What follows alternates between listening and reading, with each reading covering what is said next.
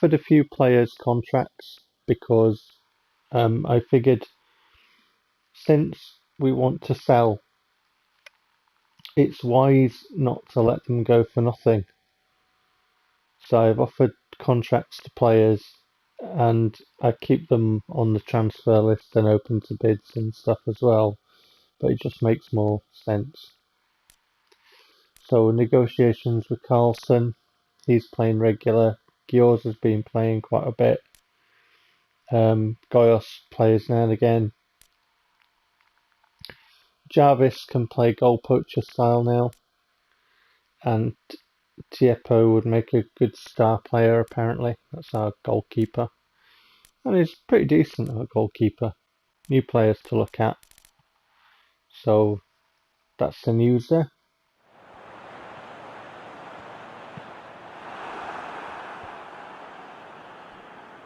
So we got a game against Stoke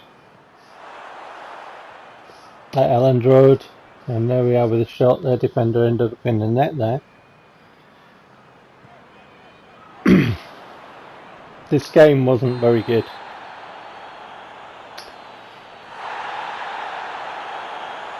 It was quite aggressive, as you see with the Stoke player getting booked. They were playing, that let's all stay in our area. Got a free kick, which was about 30 metres, and I put that just over. Not too far away, but, if you miss the target, then you might as well miss it by a mile, haven't you? Stoke come forward. Get the shot away, but that's wide.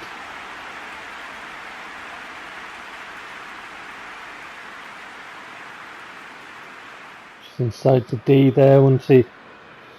So yeah, so Stoke were horrible to play against. They just did nothing, and if I just kept the ball in my half, which I did at times, because I just got fed up with it. Yeah, they just wouldn't have done anything at all. So the only time they did anything is when I bothered to play them, because that's the way that Konami programmed it, which I've talked about before. But I really did get frustrated with this game. So I went into this latest couple of games that I did in my little session, and I thought, okay, come on, let's try and play this.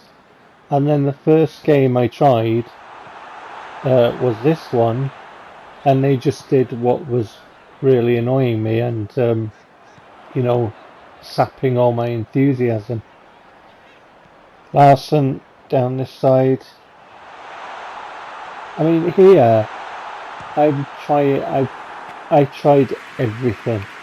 Like, I got down the flanks, I went central, I put in early crosses, I tried long ball, I tried absolutely everything. And Stoke were just, impenetrable, because that's the way that PES had it. And like I say, if I'd have kept the ball in my half, Stoke wouldn't have done anything. I could have put my pad down and gone and make a cup of tea or whatever. I could have done. Stoke wouldn't have done a thing at all. Nothing. Because that's the way Konami programmed it. It was very frustrating. I was really frustrated with it. I mean, I got 2 matches in this little highlight package, and I was really worried that I wouldn't get them both in, because of the amount of stuff that I just had to leave there. So in a couple of other videos I had a bit play down that far side, and I ended up saying there's mileage in this because we were getting players booked, and I said if we keep doing that we're going to get somebody sent off, and hey presto, we got somebody sent off. But what tickled me was his name was Bath, and he's ended up heading for an early bath, hasn't he? But anyway, into the second half, and Stoke are still aggressive, because that's the way that Konami programmed it. So when they go in their half and they don't come out with the broken counter-attack tactic, what I've said is the opposition are faster and stronger and more aggressive. And here's the proof of it.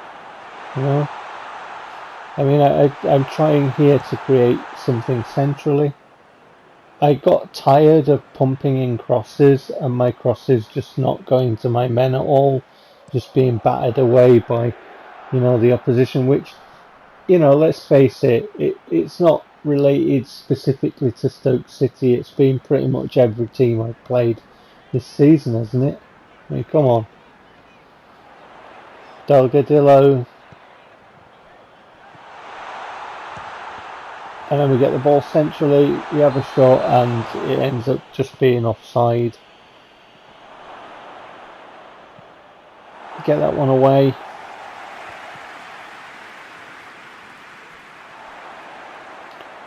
We break down the far side.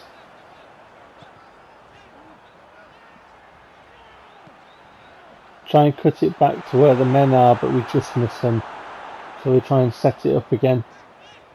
And go central. And that's wide.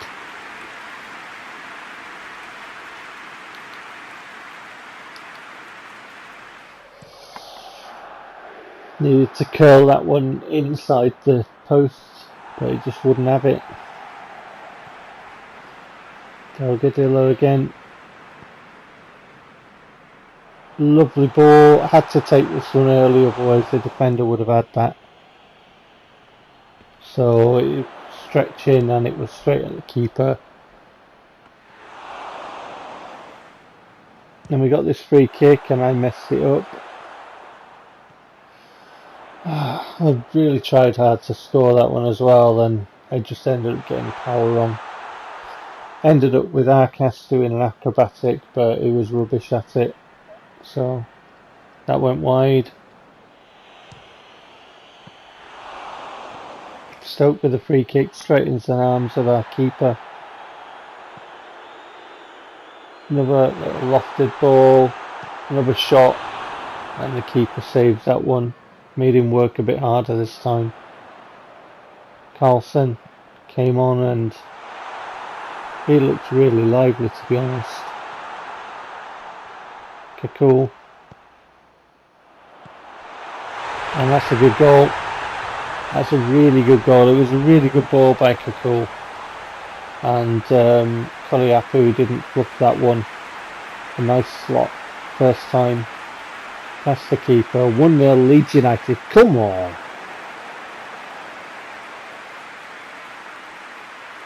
We had been trying. We had been the only team trying to score a goal.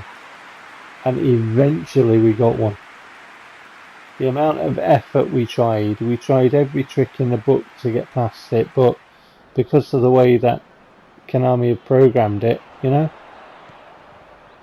then Gyoza, you can't say he was galloping, he was kind of like snail's pace, wasn't he? But he couldn't find our man. I didn't understand that. I did not understand that. As Carlson went to the ball, he should have had the ball. And apparently he ended up sliding for some reason. Why did he need to slide? What was it that made him slide? If I've got somebody at the side of me and I'm in front, Stoke with a chance there, but he heads it wide. But if I've got somebody at the side of me and the ball is coming to me first, then the person at the side of me has no chance of getting that ball. If I'm right-footed and it's coming to me on my right-hand side, I can strike at goal and the guy next to me on my left can do nothing all about it. So how come Carlson ended up on the floor? I did not understand that. And I put that down to cheating, to game cheating. But you could see there from the shot count we had, right? And bear in mind, if I didn't, there's the results, by the way, pause and peruse at your leisure. But bear in mind, if I didn't try and play that football match, Stoke would have done naff all until 65 minutes. Yeah? But anyway, we did win it 1-0, so thankfully we did get the goal. Here we are against Forest. Forest with a chance very early on. I was a bit worried I wasn't going to get all this Forest game on because we were into about 10 minutes on the video nearly. So I was a bit worried about that, but thankfully it went on. I had to do a bit of time bending here because I was just showing you that Forest were playing exactly the same way. They just sat men behind the ball and would not move. So again, it was down to me to play. So it, I mean, I was literally saying, I was with the pad in my hand while I was playing my session, and obviously we had Stoke first, and I was literally saying, this is just attack versus defence. And then, like, I got to the Forest game, hoping that it was going to be different, and I got exactly the same. And I've had it in lots of matches this season in my playthrough. It's really disheartening. It's really, really disheartening. These matches are really boring because they're playing, Stoke City, Nottingham Forest, who else was there? The different teams, all in the different kits for the effort that I've gone and put into this game.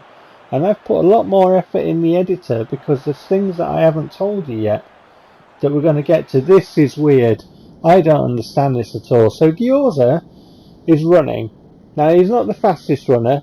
Their man's got two of my men behind him. And as soon as Gyoza comes up to the side of him, Gyoza's not allowed to keep running. And I put that down to the game cheating. Because why Gyoza could not run?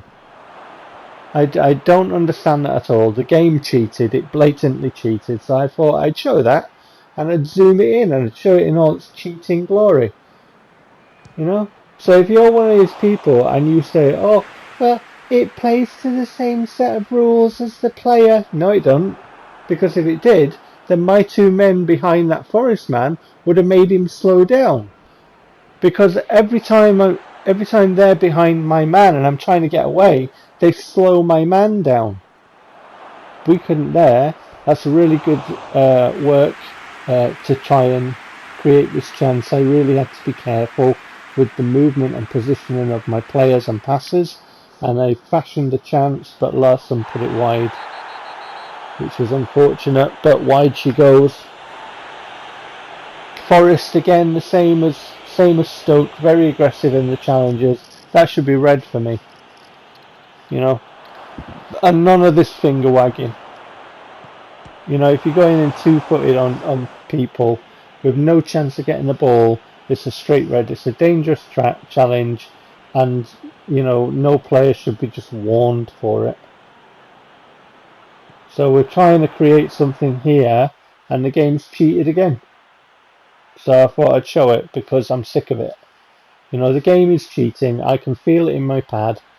And what's happened here is I've played the ball to my striker inside their area, and their man has just put his leg through my attacker so that the game can stop me from scoring. So the game is cheating, and I'm sick of it. So I thought I'd show it.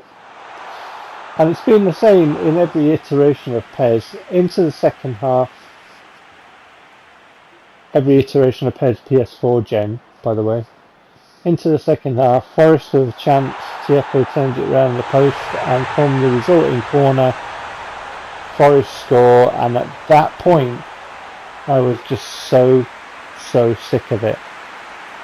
There's the guy that I have to watch celebrating when at the other end of the pitch the game has cheated blatantly to stop me from scoring a goal or having a goal scoring opportunity, and then down the other end of the pitch I am not extended the same courtesy. So once again, if you're one of those people that say, well, PES works to the same set of rules for the player, no it don't. Eat it. I'm showing the evidence of it. Just eat it. Anyway, I got sick of that. We lost 1-0 because the game cheated again. So there's the results of match day 14. I shall see you next time. Take care.